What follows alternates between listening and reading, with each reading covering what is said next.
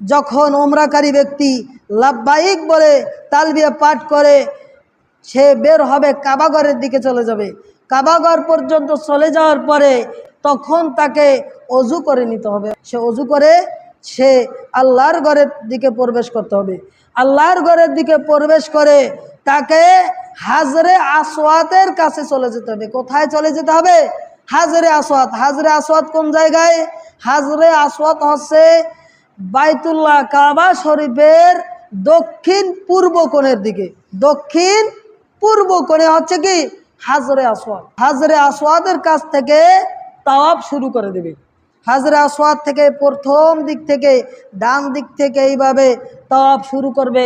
প্রথম 60টি চক্কর দেবে। কয়টি চক্কর দেবে? 60টি চক্কর দেবে।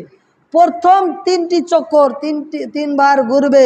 তিনবার ঘোরার ক্ষেত্রে একটু দ্রুত রমল করে দ্রুতভাবে হেলে দুলে একটু দ্রুতভাবে, মানে দৌড় দেবে না, দৌড়ানোর ভান ধরে সে তাওয়াফ করতে হবে। এরপরে পরবর্তী 4টি চক্করে যে সে দিবে, এই চক্করগুলো স্বাভাবিকভাবে সে কি করতে হবে? তাকে চক্কর দিতে হবে। তাহলে আল্লাহর ঘরে যখন সে তাওয়াফ করা শুরু করবে, হাজরে আসওয়াত থেকে যখন শুরু করবে তখন ডান দিক থেকে শুরু করবে।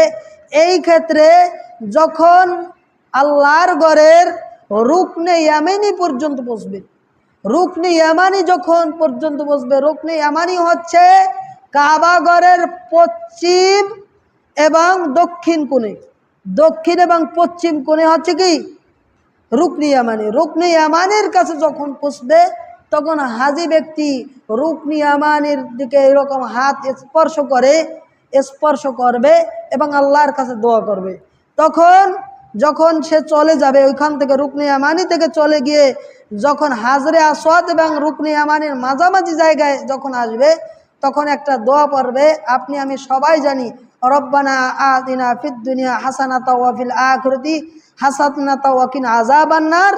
এইভাবে দোয়া পাঠ করবে। এইভাবে দোয়া পাঠ করার পরে সে সামনে আগানোর পরে হাজরে আসওয়াতের কাছে চলে আসবে।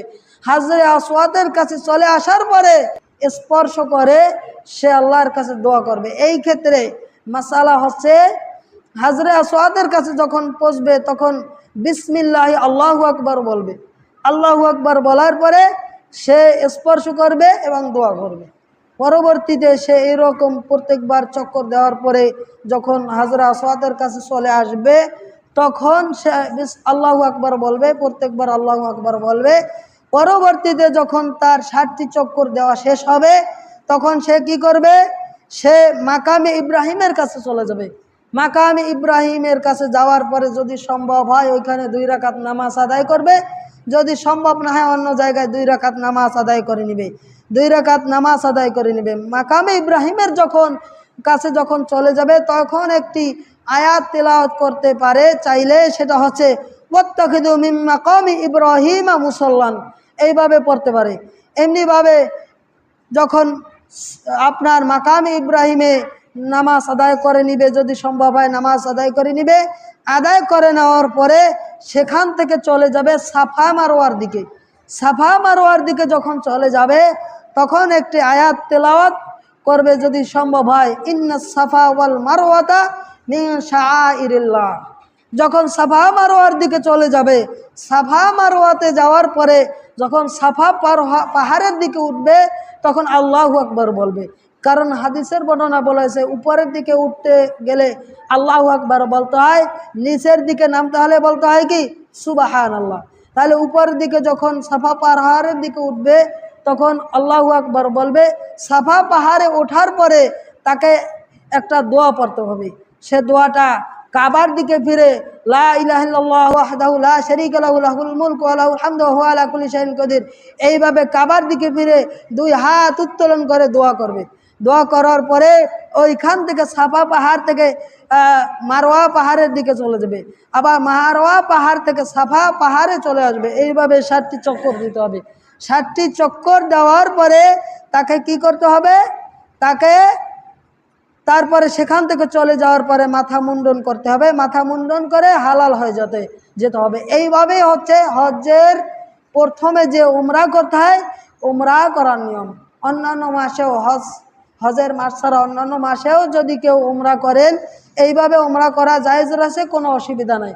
এই ক্ষেত্রে আর একটা বিষয় বলে দেই, মহিলাদের ক্ষেত্রে ভিন্ন কোনো কাপড় নাই।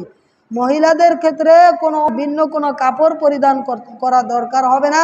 মহিলাদের ক্ষেত্রে হেজাব আটকিয়ে পরিধান করতে পারবে না, স্বাভাবিকভাবে উপর থেকে একটা কাপড় থাকবে, সেই কাপড়টা পরিধান করবে, ঢেকে রাখবে, মুখমণ্ডলটা ঢেকে রাখার জন্য।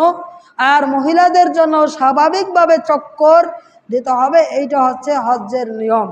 আল্লাহ সুবহানাহু ওয়া তাআলা আমাদেরকে সঠিকভাবে উমরা করার, জীবন একবার হলেও হজ করবার তৌফিক দান করুন, আমিন। ওয়া আখির দাওয়ানা আলহামদুলিল্লাহি রাব্বিল আলামিন। আগামী জুমাতে ইনশাআল্লাহ আমরা হজ্জের পদ্ধতি, কিভাবে হজ করতে হয়, কোন দিন কিভাবে হজ করতে হয়, কিভাবে হজ থেকে আমরা বাড়িতে ফিরব, এই বিষয়ে আলোচনা করা হবে ইনশাআল্লাহুল আজিজ। আকুলু কওলি হাযা আস্তাগফিরুল্লাহ লি ওয়া লাকুম ওয়া লিসাইরিল মুসলিমিন মিন কুল্লি জামবি ওয়া আতুবু ইলাইহি। সুবহানাকাল্লাহুম্মা বিহামদিকা আশহাদু আল্লা ইলাহা ইল্লা আনতা আস্তাগফিরুকা ওয়া আতুবু ইলাইক।